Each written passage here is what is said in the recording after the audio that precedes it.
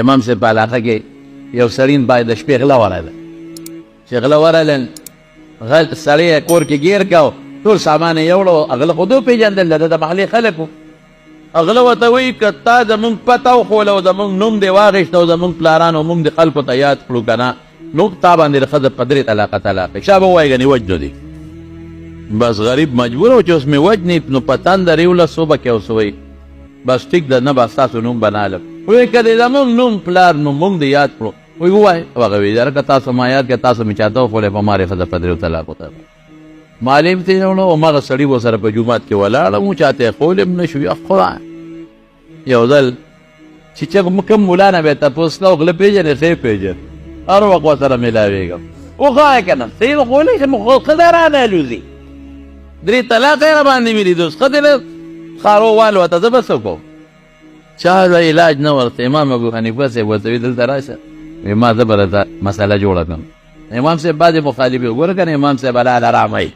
ارام لالی مسله جوړه کړم څنګه به چې غل ښي خو ښځه ترې توتې کېږي امام صاحب ورته وایي هم د دې محلې علاقې دي وایي چې دې محلې علاقې دي خو نوم یې نه شم اخېستی کولی نه شم وایي کښېنم کښېنم زه به داسې کار کوم چې کم غل نه دی ته به وایې دا نه دی چې کم دی چپ دی غږ به دی نه به وایې چې دا دی خو چپ دی بس امام ابو حنیفه صاحب ټول د محلې خلک جومات ته راغونډ کړل دروازه یې بنده کړه دې ته یې وایي دغلته کښېنه وایي یو وځه چې کم غل نه وي دا نه دی چې کم غل نه دا نه دی او چې کم بغل و چپ او غږ به یې نه کو که وایي چې دا دی خو بیا ښځه طلاقېږي چپ او هغې به یې ځان لکو بل دا نه دی دا نه دی دا نه دی دا نه دی هغه نه دی خو پکې نو خو ووتل باقي یې پاتې شو وي دا دی د غږ نه کو چې دا دی بس امام صاحب یې پته ولګېده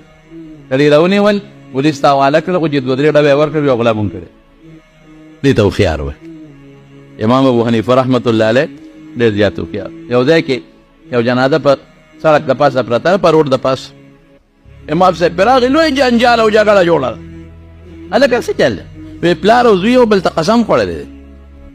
پلار او زوی یو بل ته قسم خوړلی دی پلار یې وایي چې تر څو مې دا جنازه نی کړې او زه واپس شم په ما ښځه په درې طلاقه طلاق پلار یې دا و او زوی یې څه وایي زوی یې وایي که د بې جنازې د دې ځای نه دا جنازه چې اوچته کړه په ما ښځه په درې طلاقه طلاق اوس به څه کوو اوس که جنازه مقبرې ته وړو نو په زوی یې ښځه درې طلاقه طلاقېږي او که دا جنازه نه کو نو په پلار یې طلاقېږي امام صاحب دا خو اسانه خبره ده پیسپونه تیار کړې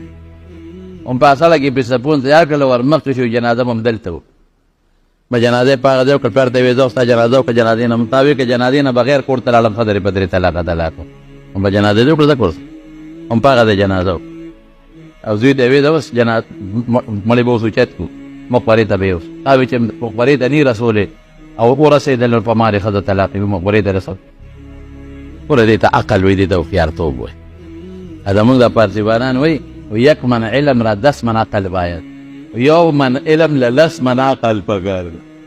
نو بعضې عالم له خدای د پوهه ورکړي هغه نه خدای ډېر کاروان او بعضې عالمي علم یې ډېر خو پوهه یې داسې چټاکې عمرئ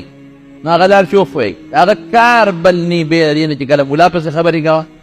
بل ملا به دي کله یو چېړه کله بل چېړه کله بل کله مفتدي کله ملا حسد پکې دی زیاتې بوت خدای یې داسې ملیانو نه مسد دا چې کوم ملا په خپل مجلس کې نورو ملیانو غیبت کوي که نه